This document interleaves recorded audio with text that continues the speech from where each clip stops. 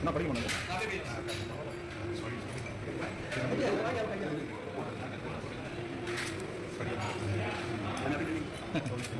நல்ல நல்ல ரெசல்ட் ஆகுது படிக்கணும் ஒரிஜினல்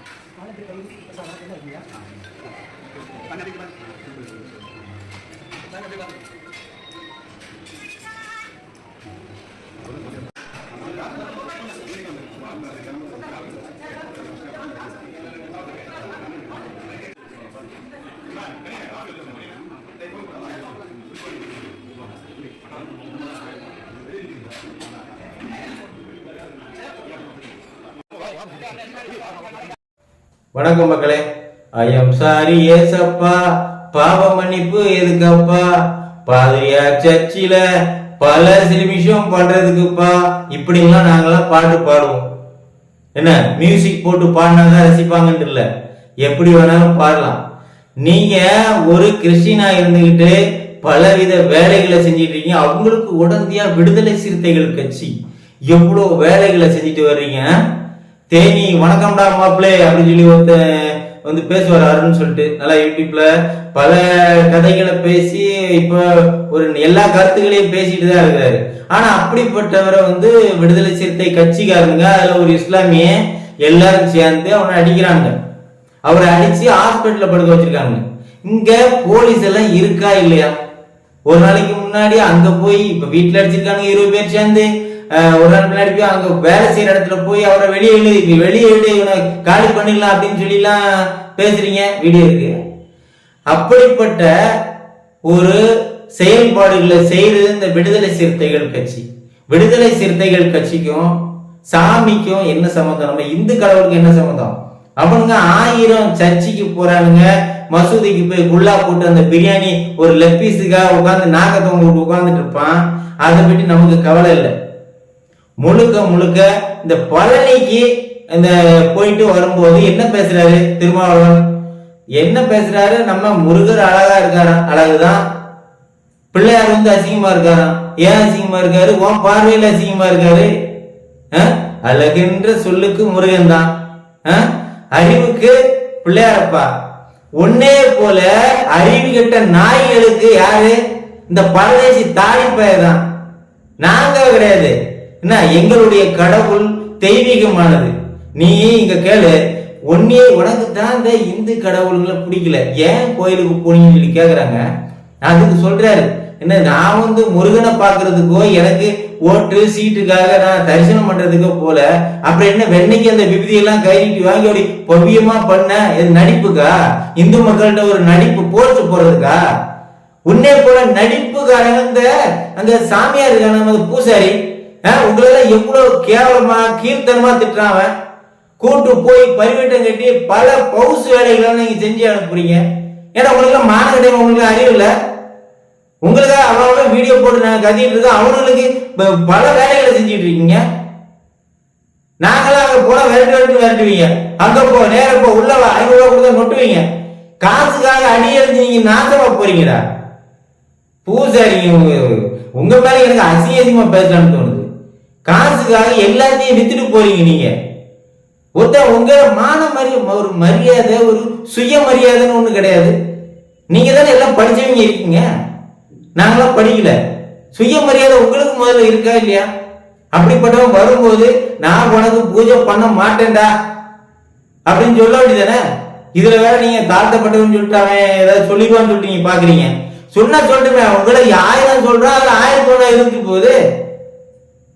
முழுக்க முழுக்க அந்த இவரை அருணை வந்து அடிச்சு ஹாஸ்பிட்டல்ல படுக்க வைக்கிறதுக்கு கருத்து சுதந்திரம் இதெல்லாம் கிடையவே கிடையாதா? தமிழ்நாட்டுல கருத்து சுதந்திரம் இருக்கா இல்லையா?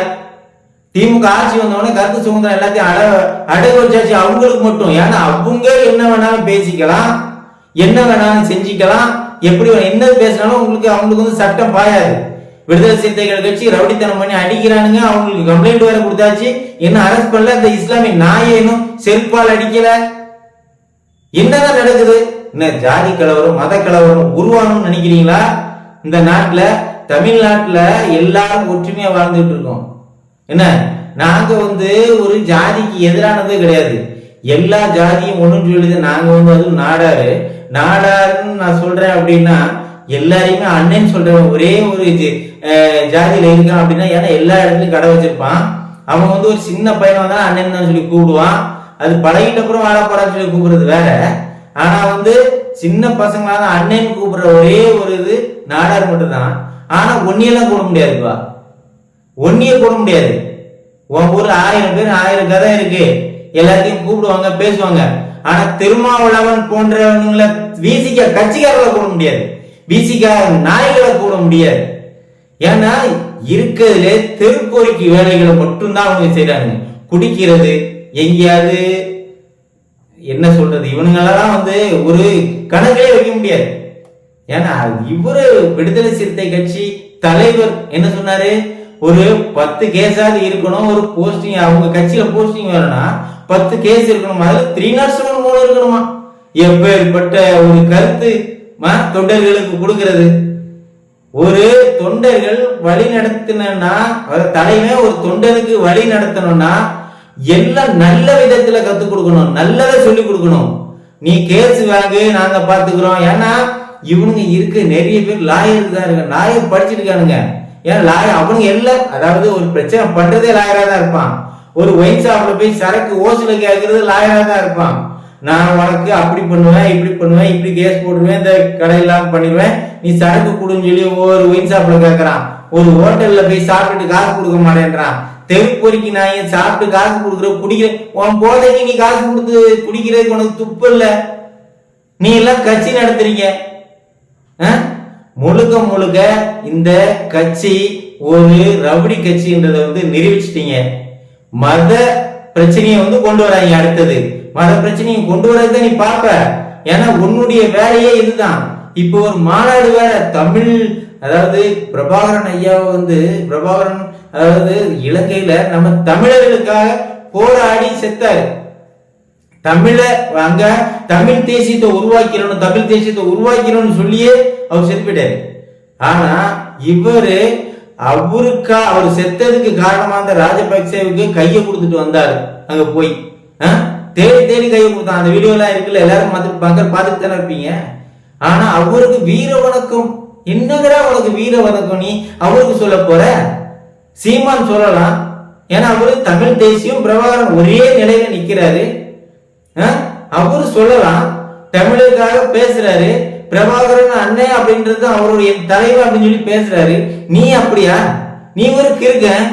யார வேணாலும் எப்ப வேணாலும் காசுக்காகவும் ஒரு சீட்டுக்காகவும் அப்படியே பல்ட்டி அடிக்கிறாரு.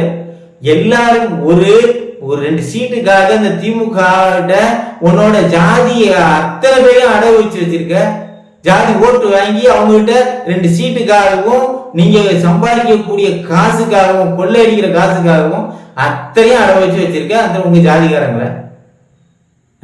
இப்ப அடுத்த ஆண்டு வாங்கடியும் கூட்டணி வைக்கிறது தான் எல்லாரும் விருப்பப்படுறாங்க. அதிமுகவும் உன்னோட கூட்டணிக்காக விருப்பப்படுது. ஏன்னா 2 பேரும் சம்பாதிக்கணும். திமுகவும் அதிமுகவும் மக்கள் பணத்தை கொள்ளையடிக்கணும். அதுக்கு யார் யாரெல்லாம் துணை வருவோம். நீங்க வந்து 2 சீட்டு கொடுத்தா போதும் வாராட்டிட்டு கம்முன்னு இருப்ப. ஏன்னா துணை முதல்வர் அதெல்லாம் கேட்க மாட்டீங்க. எங்களுக்கு அரசியல்ல பங்கு கேட்க மாட்டீங்க ஆட்சியில. ஆனா வேற யாருன்னா கேட்பாங்களே, ராமதாஸ் ஐயானா கேட்பாங்க. அதனாலதான் உங்களெல்லாம் வந்து கூடயே வச்சிருக்காங்க. தெரியும்ல. இப்ப பெரியசாமி ஐயா சொன்னாரு, யாரு நம்ம திமுக பெரியசாமி அமைச்சர் அவர்கள் சொன்னாரு, ஆட்சியில பங்குன்னு கேட்டீங்கன்னா எவனுக்கும் ஒண்ணும் கிடையாது. உங்களுக்கு கூட்டணியா உங்களுக்கு என்னவோ அதை வாங்கிட்டு போயிடுங்க. இதுதான் திமுகவோட உங்களுக்கு இருக்கக்கூடிய மதிப்பு மரியாதை எல்லாம். நீங்க ரவுடி கட்சி அவங்க திமுக அரசுக்கு ரவுடித்தனம் பண்ணிக்கிட்டு அப்படியே இருங்க. உங்களை அந்த லெவல்ல தான் வச்சிருப்பாங்க. அப்படியே இரு. திமுக கட்சிக்கு வாலாட்டும் திருமாவளவன்.